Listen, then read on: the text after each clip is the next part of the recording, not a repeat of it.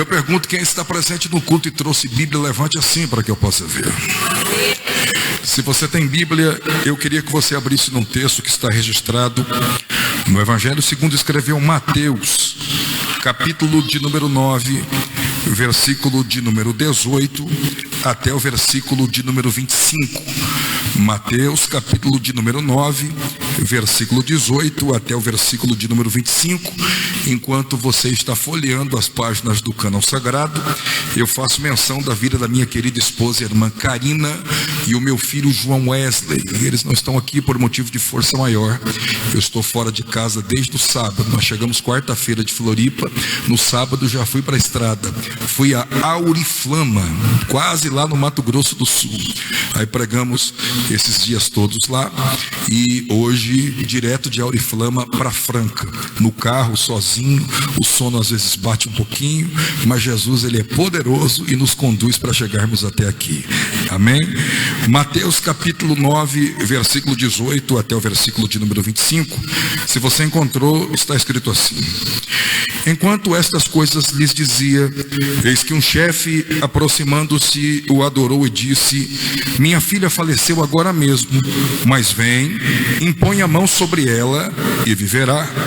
E Jesus, levantando-se, o seguia também os seus discípulos. E eis que uma mulher que durante 12 anos vinha padecendo de uma hemorragia, veio por trás dele e lhe tocou na orla da veste, porque dizia consigo mesma: se eu apenas lhe tocar a veste, ficarei curada. E Jesus, voltando-se, vendo-a, disse: tem bom ânimo, filha, a tua fé te salvou. E desde aquele instante a mulher ficou sã. Tendo Jesus chegado à casa do chefe, e vendo os tocadores de flauta e o povo em alvoroço, disse: retirai-vos, porque não está morta a menina, mas dorme. E riam-se dele. Mas afastado o povo, entrou Jesus e tomou a menina pela mão, e ela se levantou. Amém? Por bondade, tomai assento e dê a devida atenção à palavra de Deus. Senhoras e senhores, é com imenso prazer que o Eterno abre-nos o entendimento para fazermos menção à sua palavra. E nesta feita, o Senhor Deus, Ele permite estarmos atentos a um texto que está registrado no Novo Testamento. E propriamente dito, todas as vezes que faço menção a qualquer que seja o texto do Novo Testamento, o meu coração, ele palpita um tanto mais forte, pelo fato de que no Novo Testamento eu encontro aquilo que há de mais importante na Bíblia, principalmente quando leio Mateus, Marcos, Lucas e João, e eu estou falando aqui dos evangelhos. E o que há de mais importante dos evangelhos? Jesus. O que há de mais importante? Se Jesus, ele é o que há de mais importante, imagine só que esses 4 homens, eles são escolhidos a dedo para contar a história minuciosa de Jesus, e os detalhes são extraordinários. Por exemplo, João é aquele que apresenta Jesus como Filho de Deus. Marcos é aquele que apresenta Jesus como servo. Lucas é aquele que apresenta Jesus como Filho do homem. E Mateus é aquele que apresenta Jesus como rei. E Mateus, ao apresentar Jesus como rei, ele consegue dividir o seu livro em pelo menos 9 partes para mostrar Jesus realmente como rei. Por exemplo, a primeira parte ele apresenta a pessoa do rei. A segunda parte ele apresenta a pregação do rei. A terceira parte ele apresenta a comprovação da identidade do rei. A quarta parte ele apresenta o plano do rei. A quinta parte ele apresenta a pedagogia do rei. A sexta parte ele apresenta a apresentação do rei. A sétima parte, as predições do rei. A oitava parte, a paixão do rei. E a nona parte, o poder do rei. O texto do qual fiz menção para ser tema da mensagem desta noite, ele está dentro da terceira parte do livro, que faz com que o mesmo Mateus comprove a identidade do rei. E para que essa identidade seja comprovada, isto começa lá no capítulo de número 8, Jesus dando várias demonstrações para provar que era rei, que a sua identidade real era verdadeira. A primeira prova é uma prova de poder. e é um poder sobre contaminação. E para você se lembrar do que eu estou falando que um leproso se aproximou de Jesus, adorou, dizendo a Jesus que se o Senhor quisesse, ele podia purificar. Jesus então estendeu a mão, tocou nele, dizendo: quero, então fica limpo. E quando Jesus ele limpa este leproso, ele dá uma prova da sua identidade real, que ele tem poder sobre a contaminação. A próxima prova é um poder sobre a distância. Você se lembra que numa certa feita, um centurião, que era um soldado responsável por 100 homens de guerra, ele se aproxima de Jesus dizendo o seguinte, que um dos seus servos está doente na sua casa, e ele está solicitando que Jesus vá até a sua casa para que o mesmo cure o seu servo. Só que em um determinado momento do caminho, o mesmo olha para ele, olha para Jesus e sente-se indigno de ser ou de receber Jesus na sua casa. Então ele propõe uma outra situação para Jesus. Ele diz o seguinte: em vez do senhor ir lá em casa, eu peço que o senhor diga somente uma palavra e o meu criado ficará curado, o meu criado ficará sarado. Foi exatamente isto que aconteceu. À distância, Jesus curou aquele homem doente, servo do centurião, lá naquela região. Depois ele demonstra poder sobre as enfermidades, mais uma vez, para comprovar a sua identidade. E isto acontece quando, depois de uma série de eventos, ele vai até a casa do irmão Simão Pedro, e quando chega lá, a sogra do mesmo está ardendo em febre. Ela está doente. Só que quando Jesus entra naquela casa, Jesus repreende aquela enfermidade, Jesus repreende aquele mal, e o milagre foi tão grande que daqui a pouquinho está lá aquela mulher servindo cafezinho para todo mundo que estava naquela casa. Uma outra situação que comprova a identidade real é o mesmo mostrando poder sobre a natureza. Depois de tantos eventos, Jesus, no seu cansaço físico, está dormindo dentro de um barco que está atravessando o mar da Galileia, e uma tempestade toma conta da região, e os discípulos ficam assustados, ficam assombrados, e vão até Jesus e fazem a seguinte pergunta: não se te dá que morramos? Jesus levantou para ver o que estava acontecendo, e quando viu o vento, o mar e a tempestade estava terrível, Jesus ele se coloca em pé na proa do barco, repreende o vento, repreende o mal, repreende a tempestade, e vem uma grande calmaria. Jesus provando na sua identidade que tinha poder sobre a natureza. Na sequência, ele mostra, comprovando a sua identidade, um poder sobre os demônios. Ele vai até um vilarejo que tinha alguém lá chamado de Gadareno, que estava possuído por legiões de demônios. Imagine só que esse alguém, quando encontra Jesus, os demônios que estão nele, eles antecipam Jesus dizendo: nós não estamos entendendo porque é que o senhor está aqui agora, mas não manda a gente para aquele lugar ainda não. Nós pedimos agora autorização para sair do corpo deste homem e entrar naqueles porcos ali. Jesus tinha tanta autoridade que permite isso, e os porcos, agora possuídos de uma legião, são precipitados um morro abaixo. Ele, para comprovar a sua identidade, agora ele tem também a prova do milagre e a prova do perdão. Um paralítico se aproxima diante do mesmo, e para Jesus curar este paralítico, antes de curar a sua enfermidade, Jesus mostra que, como rei, ele tem poder para perdoar. Eu vou repetir: Jesus ele mostra como rei que ele tem poder para perdoar. Eu vou repetir: Jesus ele mostra como rei que ele tem poder para perdoar. Eu já vou entrar na mensagem já, mas eu estou profetizando de olhos abertos que o Jesus que você serve é perdoador.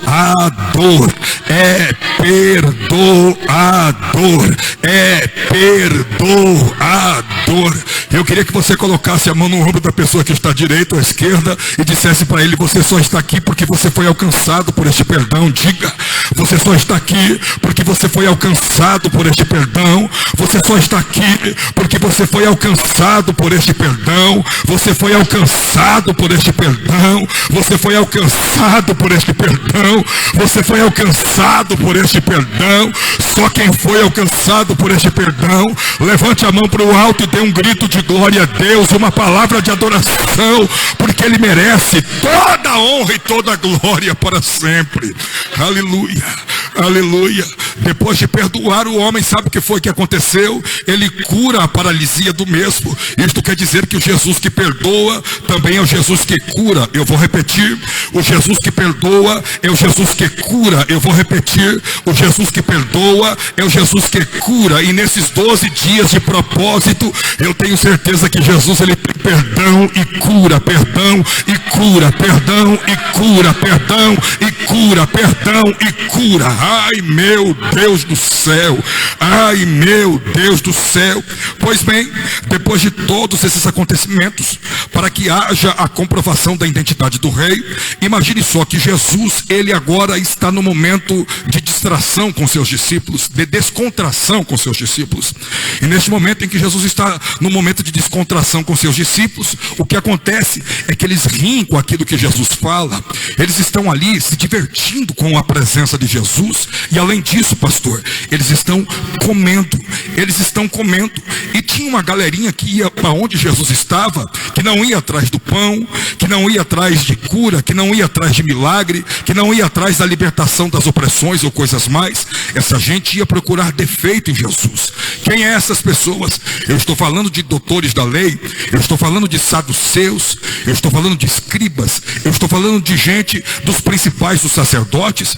E essa gente, quando vê os discípulos na maior algazarra com Jesus, comendo e bebendo, eles não encontram defeito em Jesus, mas eles acham que os discípulos têm defeito. Porque se Jesus expulsava demônios, se Jesus fazia milagres, se Jesus curava pessoas, como é que os discípulos, para viver aquele mundo espiritual, não jejuava? Era apto por ano 3 jejuns específicos, e sem citar outros tipos de jejum, sem citar outros tipos de jejum que essas pessoas faziam.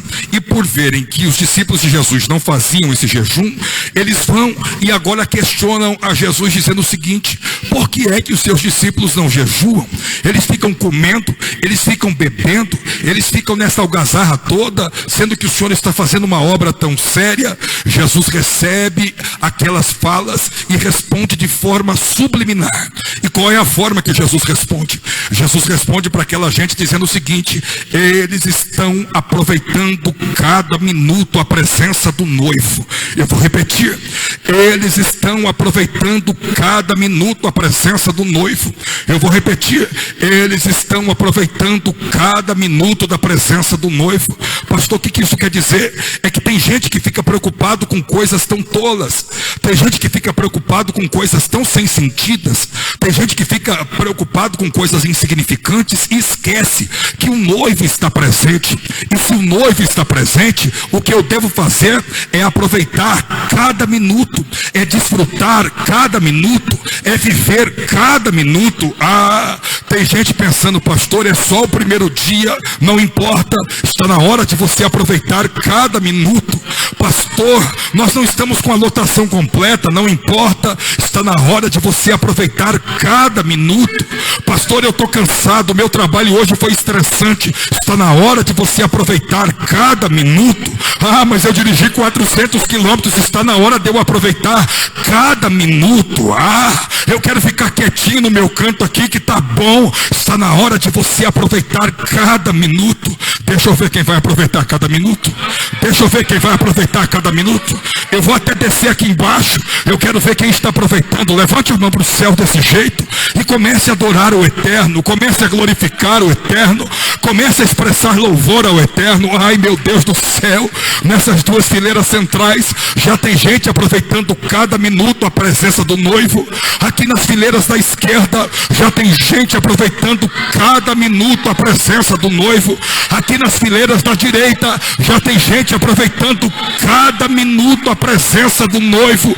Então, se você está aproveitando cada minuto da presença do noivo, eu vou te deixar adorar a Deus por pelo menos alguns segundos e já volto a pregar. Mas aproveite a presença do noivo, a presença do noivo, a presença do noivo.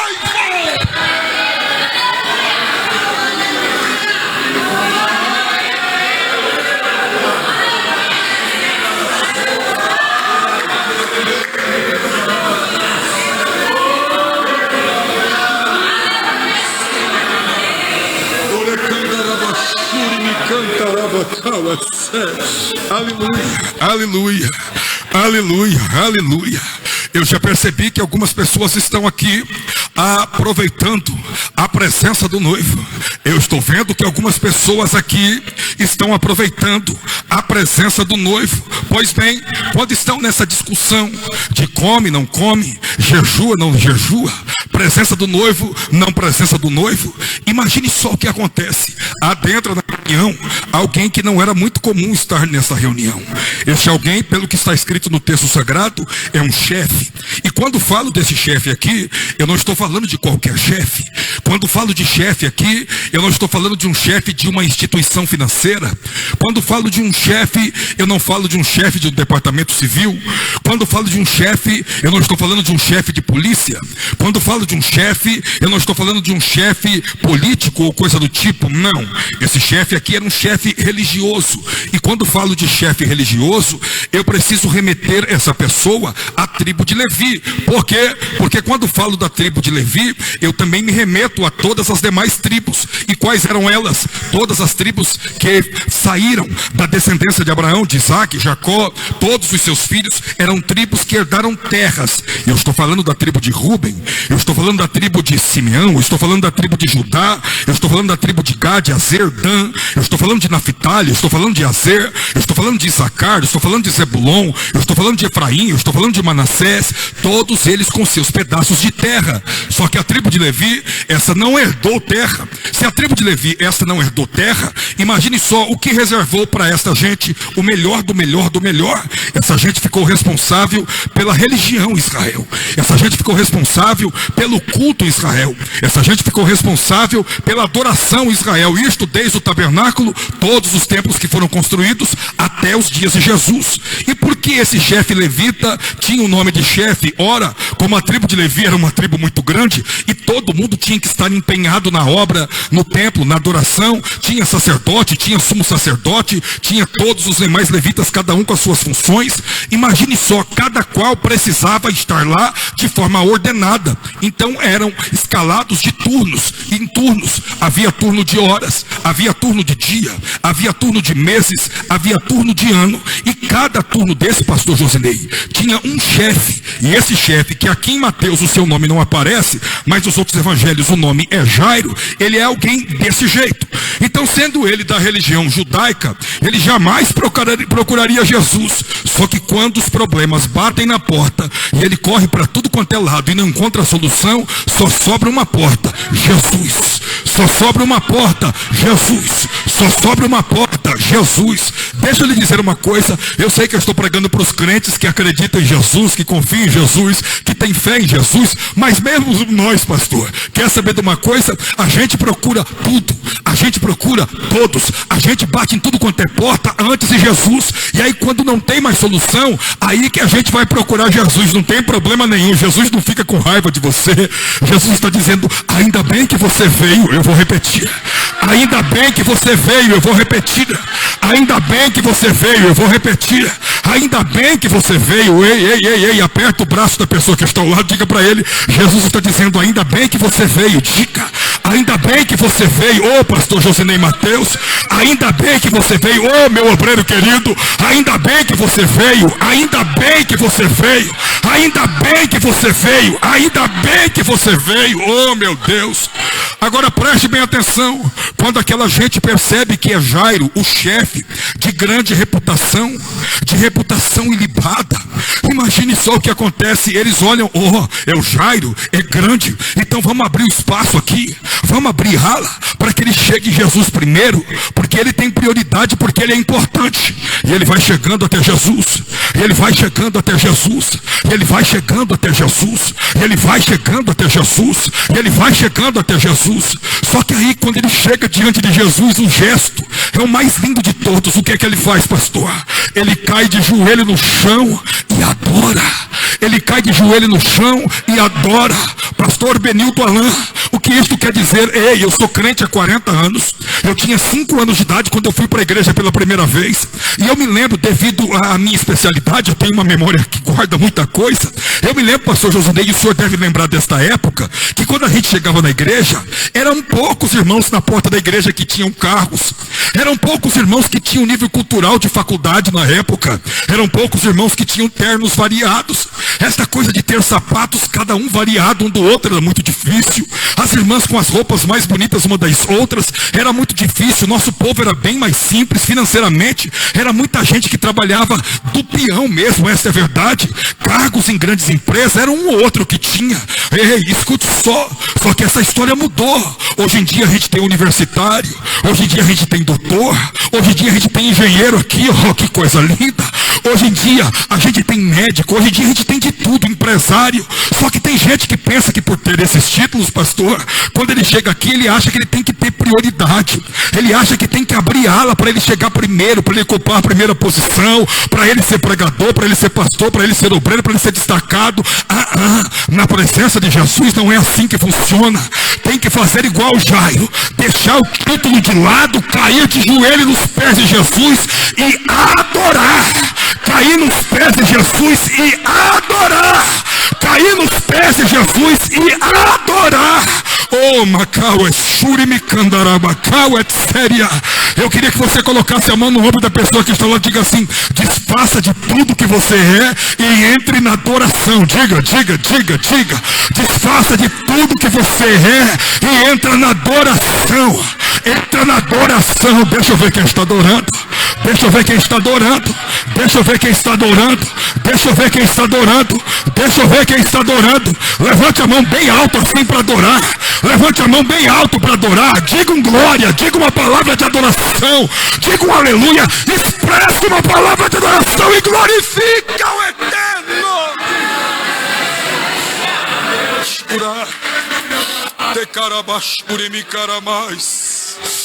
Alguém está adorando. Alguém está glorificando. Alguém está exaltando. Alguém está prostrado diante de Jesus. Agora escute. Quem está adorando aqui está no meio de um pepino. Quem está adorando está no meio de um sofrimento gigantesco. Pastor, e mesmo assim está adorando? Pois é, assim é a vida do crente. Faltou dinheiro, tem que adorar. Está com problema lá na empresa, tem que adorar. Deu errado um projeto lá, tem que adorar. Deu um problema lá naquele processo que está correndo lá no fórum, tem que adorar. Está com dificuldade porque trocou a política do país, tem que adorar. Tem que adorar. Tem que adorar. Tem que adorar. Tem que adorar. Tem que adorar. Tem que adorar. Tem que adorar. Tem que adorar. Tem que adorar. Tem que adorar. E você acha que o seu problema é grande? Olha o problema do chefe. Ele estava vivendo luto. E quem vive luto sabe que isso é difícil. Quem vive luto sabe que isso é complicado. Quem vive luto sabe que isso é um problema difícil de sanar. Vejam só, ontem fez 2 anos que eu sepultei a minha querida mamãe. Fez 2 anos ontem. Na segunda-feira, que foi o dia da sua morte, eu tirei uns momentos de reflexão e pensando, e o meu coração ainda dói. E porque perder uma mãe não é fácil. Todo filho, entre o pai e a mãe, com toda certeza, na maioria das vezes, ele tem mais afinidade com a mãe do que com seu próprio pai. O meu filho, João Wesley, que o senhor conheceu pequenininho, que hoje tem 1,85 m de altura, é desse jeito. Tudo que ele tem que contar, ele conta primeiro para a mãe, para depois falar comigo. Todo mundo tem essa afinidade. Só que no meu caso, e eu já contei para alguns de vocês aqui, é um pouco diferente. Por quê? Porque eu sou especial. Eu sou portador de TEA, transtorno espectro autista nível 1. E quer saber, lá atrás, não foi diagnosticado. Eu tinha mais de 2 anos de idade. Eu falei, eu tinha mais de 4 anos de idade. E de 4 até 13 anos de idade, a minha vida foi muito difícil. Desengonçado, sem tato, sem condição de segurar objetos. A minha comunicação e a minha socialização, isso não existia. A minha mãe correu atrás de tudo quanto é médico para tentar resolver esse problema. Só que na época a gente não tinha dinheiro e também não tinha conhecimento tão amplo dos assuntos. Sabe o que foi que aconteceu? Médico nenhum conseguiu me colocar nessas condições naquela época. Fui diagnosticado, eu tinha 25 7 anos de idade, já tinha passado muita coisa na minha vida, só que a minha mãe, sabendo que eu tinha uma dificuldade, sabe o que ela fez, pastor Josinei? Ela apelou para a fé. Sabe aquela igreja que tem hoje lá no Glicério, Deus e Amor? Não era aquela igreja, era uma fábrica velha. Eu me lembro tantas e tantas vezes segurando a mão da minha mãe para a gente fazer campanha de oração lá com o missionário Davi Miranda, de saudosa memória. Eu lembro de tantas vezes, sabe o grande templo da Pompeia, da Igreja Brasil para Cristo, missionário Manuel de Melo, saudosa memória. Quantas e quantas vezes eu fui com a minha mãe fazer campanha de oração. Lá na Praça da Sé, ao lado do Bombeiro, tinha uma igreja chamada Maravilhas de Jesus, doutor Leonel, saudosa memória. A gente ia fazer campanha de oração lá também, para Jesus fazer um milagre na minha vida. Sabe o que foi que aconteceu? No dia 25 de agosto do ano de 1990, eu estava lá em Utinga, num culto da Assembleia de Deus, junto com a minha mãe. O coral da igreja foi cantar lá e eu estava com a minha mãe. Jesus começou a batizar crentes com o Espírito Santo, sem nenhum pastor colocar a mão na minha cabeça, orar por mim ou coisa parecida. Jesus me batizou com o Espírito Santo. Quem é batizado com o Espírito Santo fala língua estranha, isso é de boa. Quem é batizado com o Espírito Santo em algum momento vai profetizar, isso é de boa. Quem é batizado com o Espírito Santo em algum momento vai ter revelação, visão, isso é de boa. Mas comigo foi diferente. Sabe o que é que Deus fez? Ele pegou aquela mente diferente, alguém que teve a capacidade de decorar o guia de ruas de São Paulo em 1984 e ter todas as ruas de São Paulo gravado aqui na cabeça, alguém que fez um curso bíblico com 8 anos de idade em 1985, Deus Ama Você, Instituto Cristão Internacional, lá em Campinas. Com 8 anos o meu diploma está lá até hoje. Alguém que tinha a capacidade de pegar os pregadores de roupa da mãe e colocar número em cada um deles e deixar todos organizados como se fosse uma frota para usar em números. Alguém que separava tudo por cor. Jesus diz: eu vou dar comunicação e socialização. Uma semana depois eu subi no púlpito pela primeira vez para pregar o Evangelho, e 33 anos depois eu estou aqui em resposta da oração da minha mãe, em resposta da oração da minha mãe, em resposta à oração da minha mãe. Jesus fez um milagre. Então entenda, o sofrimento da perca da minha mãe, apesar de ela ter 84 anos de idade e ter cumprido todo o seu papel com a minha vida, ainda é forte. Só que o sofrimento do irmão Jairo é mais do que o meu. Por quê? Ele não perdeu a mãe, uma velhinha de 84 anos. Sabe o que foi que ele perdeu? A filha, adolescente. Eu tenho um único filho. Eu não penso. Eu estive agora, o pastor Miguel de Lima, lá em Auriflama, estive com ele agora, só que há 2 meses atrás, eu estive com ele no pior momento da vida dele. A filha dele, que estava portando câncer há 7 anos, morreu aos 41 anos de idade. Ele deu uma palavra tão linda ali no culto fúnebre, só que no final ele não aguentou, ele caiu desmaiado, porque não é a lógica o pai enterrar o seu filho. Não é a lógica o pai enterrar o seu filho. Essa é a maior dor que um pai e que uma mãe pode ter na vida. Essa é a maior dor que um pai e uma mãe pode ter na vida. Então imagine, esse Jairo estava sofrendo desse jeito, estava adorando a Jesus. Ele estava sofrendo desse jeito, estava adorando a Jesus. Ele estava sofrendo desse jeito, estava adorando a Jesus. Ele estava sofrendo desse jeito, tipo Jó, assim, sabe? Nu saí do ventre da minha mãe e nu para lá voltarei, adorando a Jesus. Só que o Deus que você serve, ele não é masoquista. O Deus que você serve, ele não quer ficar vendo você adorando no meio do sofrimento só, não. Ele faz o seguinte: ele te pega pelo braço, permita-me, meu querido pastor. Ele pega o senhor pelo braço, traz você para pertinho dele e diz o seguinte: pode cessar a adoração. Agora eu quero saber qual é o seu problema. Pode cessar o glória. Agora eu quero saber qual é a sua dificuldade. Pode cessar aqui as palavras que você está dizendo para mim. Eu quero saber o que está acontecendo. Obrigado, querido. Jesus, ele recebeu a tua adoração. Jesus, ele recebeu o teu louvor. Ele está dizendo: pronto, já recebi. Agora eu quero saber qual é o seu problema. Qual é o seu problema? Qual é o seu problema? Qual é o seu problema? Qual é o seu problema? Qual é o seu problema? Ele está perguntando, então diga. Então diga. Então diga. Então diga. Então diga. Alguém aqui do centro está dizendo para Jesus. Tem gente aqui dessa família que está dizendo para Jesus. Ali atrás já tem gente dizendo para Jesus. Ali mais atrás já tem gente dizendo para Jesus. Aqui deste lado já tem gente dizendo para Jesus. Mas ali atrás vai e conta para Jesus. Conta para Jesus. Conta para Jesus. Aí sabe o que acontece? Jesus ouve. Aí o mesmo olha e diz assim: mestre, a minha filha faleceu agorinha. E ele dá um tapa na cara agora de todos nós. Mas o Senhor vem na minha casa e ela vai viver. Urais. O que é isso, pastor? Fé. Que tipo de fé? Fé gerada pela palavra. Eu sei que hoje em dia tem muita pregação modinha. Hoje nós estamos nos tempos dos coachings. Hoje a gente tem gente que prega sentado com a luz apagada. Hoje a gente tem de tudo. Pregador do quanto é picadeiro, como se fosse um púlpito de palhaçadas. Mas eu não nasci para isso. Eu nasci para pregar o evangelho que gera fé. Eu vou repetir. Eu nasci para pregar o evangelho que gera fé. Eu nasci para pregar o evangelho que gera fé. Nem que eu consuma todos os meus neurônios, nem que eu consuma toda a minha corda vocal, nem que eu consuma todos os alvéolos do meu pulmão ou coisa parecida.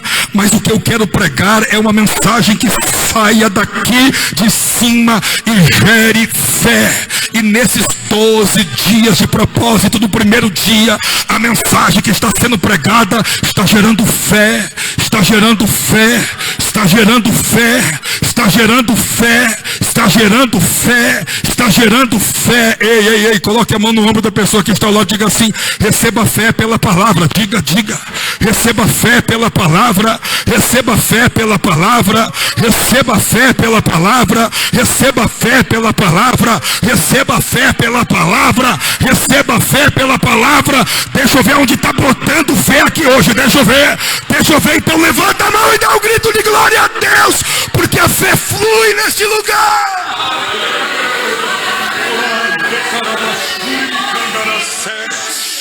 Urimi canta kawakira urimi assé, oramacanti wikida céu wikindará. Se a fé já está funcionando, você já está acreditando que esse propósito começa a se tornar real hoje. Se a fé está funcionando, você começa a acreditar que esse propósito começa a se tornar real hoje. Esse propósito começa a tornar-se real hoje. A fé está funcionando. Ei!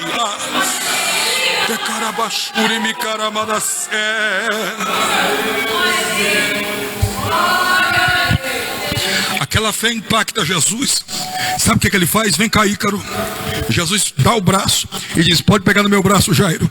Eu estou indo na tua casa. Vai ter milagre na tua casa hoje. Eu estou indo na tua casa. Vai ter milagre na tua casa hoje. Eu estou indo na tua casa. Vai ter milagre hoje. Ei, segura no braço do irmão que do seu lado, desse jeitinho aqui, e diga para ele: Jesus está indo na tua casa hoje, vai ter milagre. Jesus está indo na tua casa hoje, vai ter milagre. Jesus está indo na tua casa hoje, vai ter milagre. Jesus está indo na tua casa hoje, vai ter milagre. Jesus está indo na tua casa hoje, vai ter milagre. Vai ter milagre, vai ter milagre. Oh! Orai, decarabash, urimicaras. Urimicandará. A gente tinha feito uma projeção de horário aqui, eu posso andar um pouquinho mais aqui para concluir. Obrigado. Ei, escute. Jesus está indo na casa do Jairo para fazer milagre. Só que aí, imagine só, é um pensamento meu. Lembra dos principais dos sacerdotes, saduceus, escribas, que estavam junto? Imagine agora essa gente burburando, dizendo o seguinte: o Jairo tem muita moral mesmo. O Jairo é grande mesmo. O Jairo é possante mesmo. Sabe o que vai acontecer? Jesus está indo na casa dele. Quem falou para você que Jesus está indo na casa porque ele é grande ou porque é isso? Não. Só que para provar que Jesus não estava indo porque era Jairo, o céu olha para uma outra região naquela mesma hora e diz: eu vou fazer um milagre com alguém que ninguém nem conhece, para provar que eu faço milagre independente do nome. Eu faço milagre independente da posição. Eu faço milagre independente do destaque. Como assim, pastor? Na mesma época tinha uma pessoa que estava com problema, só que essa pessoa ninguém sabe o nome dela até hoje.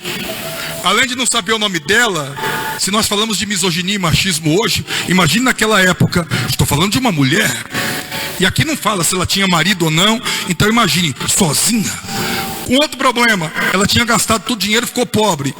Gastou dinheiro com o quê? Problema de saúde. O problema de saúde dela era sério, porque causava problemas religiosos e problemas sociais. Sabe aquela semaninha das irmãs? Uma semana? Pois bem, ela era 12 anos. E quer saber? A lei de Moisés tinha algumas coisas, né, difíceis de acreditar, mas é verdade, que as mulheres nessas condições, elas não podiam se aproximar da sociedade, e nem podiam ir no templo, não podia ofertar, não podia dizimar, não podia confessar as suas culpas. Essa mulher vivia desse jeito. Só que de algum jeito a palavra de Jesus chegou na mesma também, e gerou fé. Deixa eu lhe dizer uma coisa. Talvez o seu nome não está no cartaz dos 12 dias desse propósito, como o meu está. Só que Jesus te viu. Talvez você não seja um engenheiro conhecido do ministério, como o pastor Josinei Mateus lá no Belenzinho, eu já vi muitas vezes. Só que Jesus aí no último banco te viu. Talvez o seu dízimo não seja o maior aqui, só que Jesus te viu. Talvez você não veio de carro, veio de a pé, juntou moedinha para vir de circular. Jesus te viu, Jesus te viu, Jesus te viu, Jesus te viu. E às vezes, para confundir o que é, sabe o que ele fala? Eu vou abençoar você primeiro do que o outro. Eu vou fazer na sua vida primeiro do que o outro. Eu vou atuar na tua história primeiro do que o outro. Eu vou realizar na sua vida primeiro do que o outro. Orai, tecarabachuri me candaracé caraxé. Ei, a fé fez com essa irmã, sabe o que? Ela vencer todos os obstáculos. Ei, nesses dias de propósito, eu estou profetizando que você vai vencer todos os obstáculos. Todos os obstáculos. Aponte o dedo na direção de quem está lá, diga assim: Jesus vai fazer você vencer todos os obstáculos. Diga: Jesus vai fazer você vencer todos os obstáculos. Jesus vai fazer você vencer todos os obstáculos. Jesus vai fazer você vencer todos os obstáculos. Jesus vai fazer você vencer todos os obstáculos. Isso é fé. Então, se você crê nisso, diga glória a Deus bem alto e pode até aplaudir a Jesus, porque isso é fé. Vai, vai.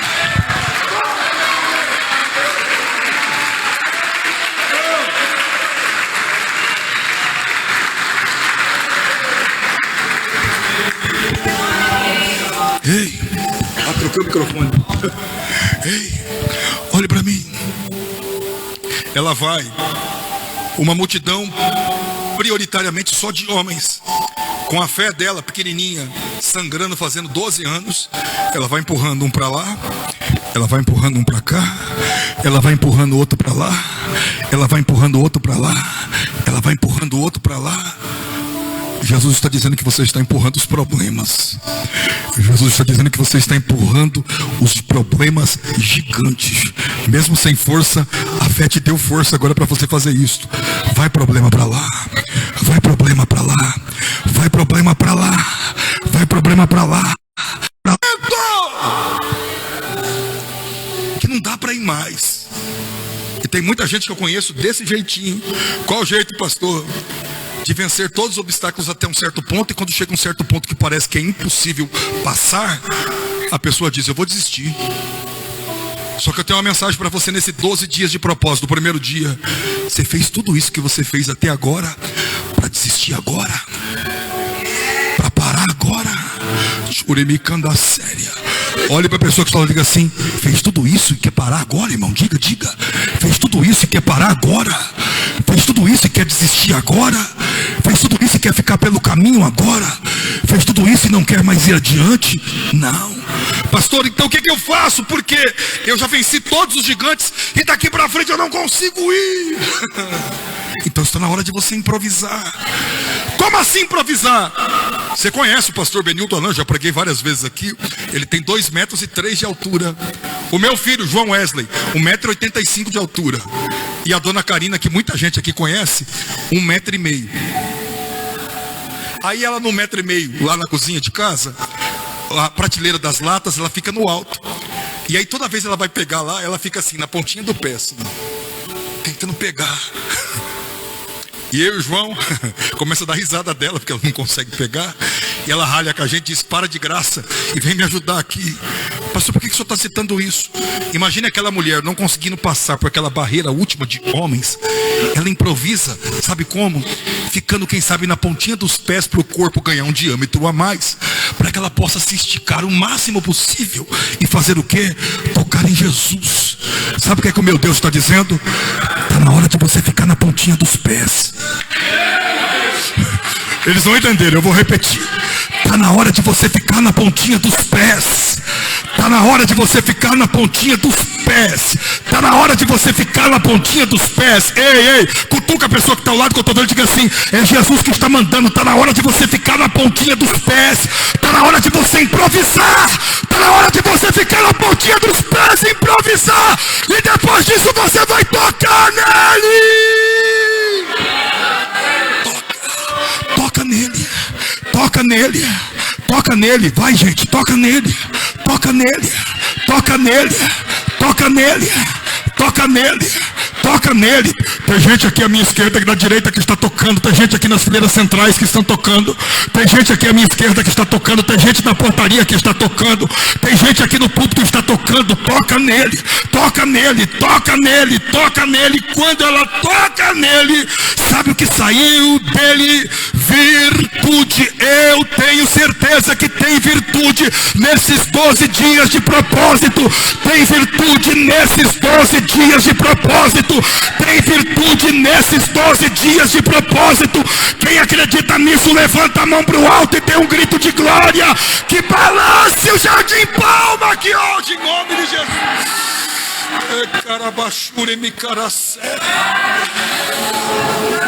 Aleluia. Aleluia. Aleluia. Escute. Imagine só, aquela mulher, ela ficou curada. E já que ela conquistou aquilo que ela queria, era só virar as costas e ir embora. Só que tem um detalhe, ninguém nunca ia saber dessa história. E Jesus queria dar um tapa de pelica na cara daquela gente para mostrar: eu curo o grande, eu curo o pequeno. Eu faço milagre no grande, mas eu faço milagre no pequeno. E às vezes eu inverto a ordem, o pequeno vai na frente. Então para isso, sabe o que Jesus fala? Quem me tocou?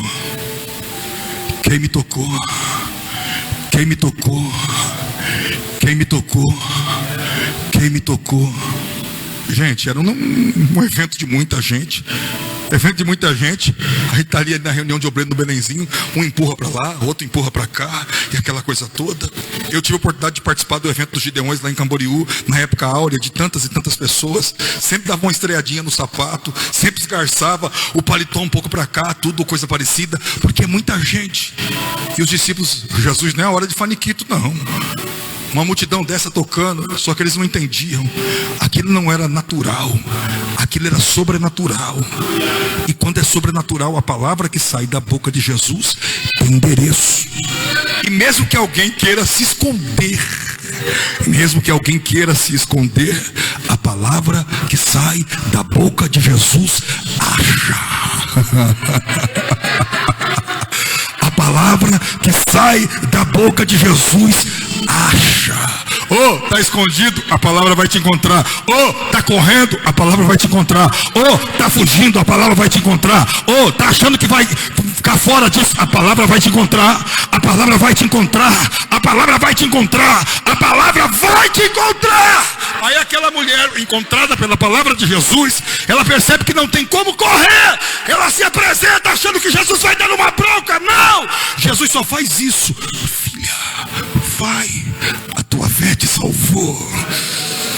Aquilo era Jesus dizendo: ô Jairo, eu precisei mostrar para essa galera toda aí que eu inverto os planos e eu tenho um propósito diferente, e por isso curei ela primeiro.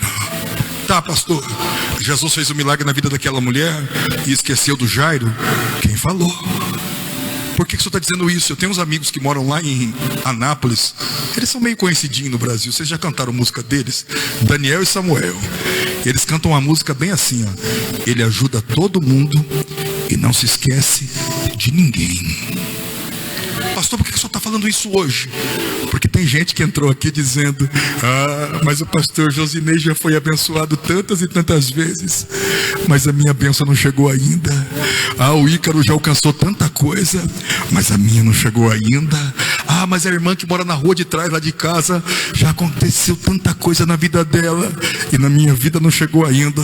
Eu vou repetir: ele ajuda todo mundo e não se esquece de ninguém.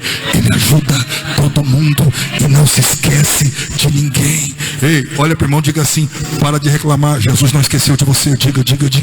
Para de reclamar, Jesus não esqueceu de você. Para de reclamar, Jesus não esqueceu de você. Para de reclamar, Jesus não esqueceu de você. Pare de reclamar, Jesus não esqueceu de você. Pare de reclamar, Jesus não esqueceu de você. Aleluia.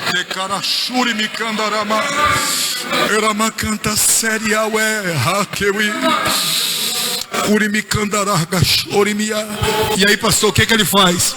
Ele vai para a casa do Jairo. O que ele faz? Ele chega na casa do Jairo. O que ele faz?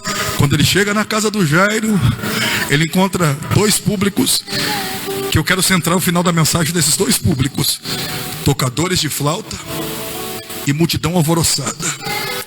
Tocadores de flauta e multidão alvoroçada. O que eram os tocadores de flauta? Em alguns outros textos tem as carpideiras, que eram mulheres que eram pagas para chorar nos velórios. Agora, nesse texto aqui, fala do tocador de flauta. O tocador de flauta, ele tocava o instrumento nas ruas do local onde aconteceu a morte, para anunciar: morreu alguém, vai ter velório. Morreu alguém, vai ter velório. Morreu alguém, vai ter velório. Agora pare e pensa comigo uma coisa: se Jesus é vida e está entrando para levar a vida, como é que pode ter os dois públicos? Alguém que anuncia a morte e chega alguém que traz a vida? Não dá. Então sabe o que Jesus ele faz? Ele tira os tocadores de flauta de cena. Você não entendeu ainda? Então eu vou dizer: você conviveu muito tempo com gente que fica só anunciando derrota, anunciando tristeza, anunciando morte, anunciando sofrimento, anunciando desgraças, anunciando. Ei, só que Jesus chegou para trazer vida. Então Jesus está dizendo: ei, você vai perceber que algumas pessoas vão sair de perto de você. Sabe por quê? Porque são tocadores de flauta, e aonde Jesus chega, tocador de flauta não tem vez. Aonde Jesus chega, tocador de flauta não tem vez. Aonde Jesus chega, tocador de flauta não tem vez. Está indo embora. Olha para o irmão, diga assim: todo tocador de flauta já está indo embora. Diga: todo tocador de flauta já está indo embora. Todo tocador de flauta já está indo embora. Se você acredita nessa palavra, levanta a mão para o alto, dá um grito de glória, porque o tocador de flauta fugiu já.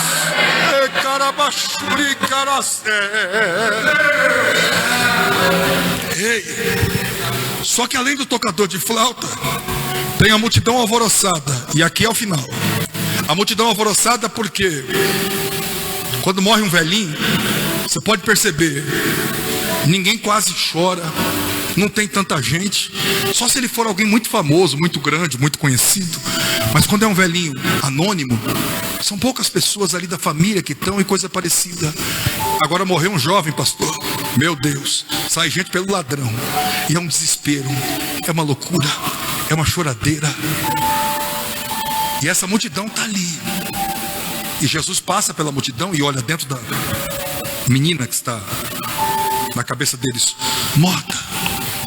Só que Jesus ele faz o diagnóstico e dá o diagnóstico do céu. E o diagnóstico do céu é esse: ela não está morta, ela está dormindo. Pastor, o senhor não está entendendo o meu problema.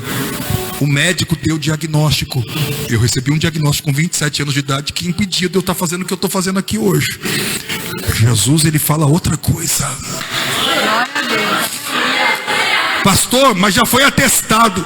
Jesus está falando outra coisa. Pastor, pastor, mas passou pela junta. Jesus está falando outra coisa.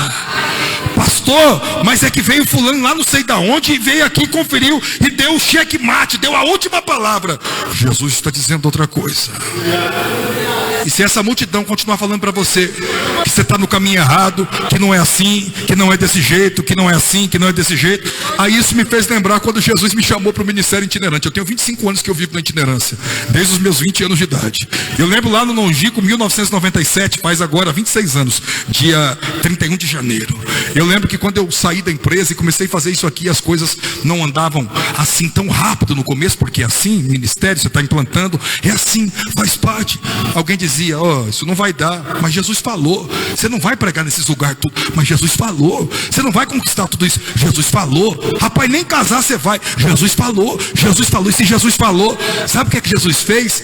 Ele tirou de perto de mim a multidão, até da igreja que eu congregava, Jesus me tirou de lá. Sabe o que é isso? Jesus vai tirar a multidão alvoroçada de perto de você. Jesus vai tirar a multidão alvoroçada perto de você. Perto de você. Ei, toca na pessoa que está ao lado com a mão assim no ombro dele. Diga assim, ei, Jesus também está tirando a multidão alvoroçada. Diga, Jesus está tirando a multidão alvoroçada. Pastor Josinei, tem gente que até não ficou para congregar aqui. Não reclame disso. É multidão alvoroçada que Jesus tirou daqui. Ô Ícaro, alguém que queria te ajudar e de repente não te ajudou e foi embora. Não é para reclamar mais. É Jesus tirando a multidão alvoroçada. É Jesus tirando a multidão alvoroçada. Ai, meu Deus. Por aí, tecarabachurimias. Glória. Sabe o que aconteceu? Agora Jesus está apto para fazer o milagre. Sabe o que é que ele faz? Jesus não faz nenhum estardalhaço. Jesus não dá um grito. Jesus não faz divulgação no Facebook, no Instagram, no canal do YouTube. Não. Eu tenho tudo isso, tá, gente? Ele não faz nada. Ele faz uma coisinha bem simples. O que ele faz? Segura meu microfone aqui, cara. Obrigado. Eu vou usar o senhor agora, tá bom? Ele pega nas mãos da menina e ele diz as seguintes palavras no aramaico: Talita cumi. Eu vou repetir. Talita cumi. O que isso quer dizer, pastor? Menina, levanta-te. Sabe o que aconteceu? A menina viveu. Jesus fez milagre. Como é que o senhor termina essa mensagem? Ele quer fazer a mesma coisa na sua vida. Nesses 12 dias. Ele tem um talita cumi para você aqui hoje. Não estou dizendo que ele vai levantar uma menina. Não é disso que eu estou falando. Eu estou usando a mesma expressão para dizer que Jesus vai fazer milagre na sua vida. Talita cumi.